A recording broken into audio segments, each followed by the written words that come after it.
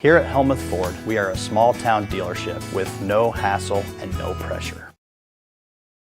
Watch Pekin Panther football live right here this fall on Steve Shuttler Media, Facebook, and YouTube with live announcers and an updated scoreboard, plus an area scoreboard to keep you updated on other schools of interest. It's Pekin Panther football live right here on Steve Shuttler Media.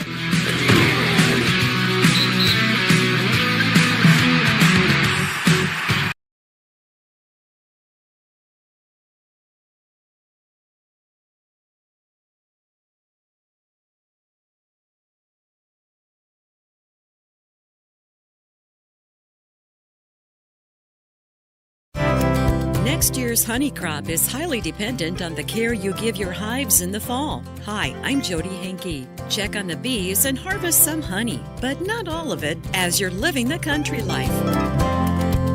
Living the Country Life. Ideas and inspiration for your place in the country. You can find more information on today's topic and from previous shows by visiting us online at livingthecountrylife.com. We'll return to the show after these messages.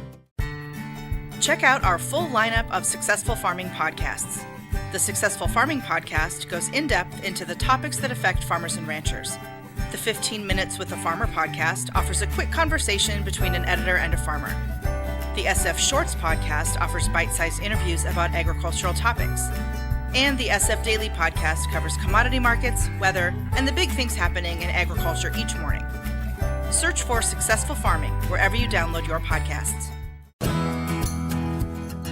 If you're looking for ideas and inspiration for your place in the country, register for the Living the Country Life newsletter.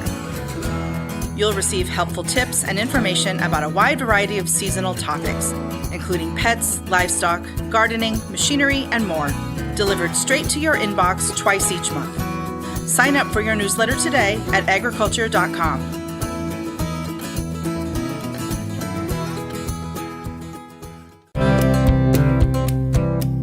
As the weather becomes cooler, there's a lot of buzzing about around the beehives. Bees are still collecting pollen, nectar, and water.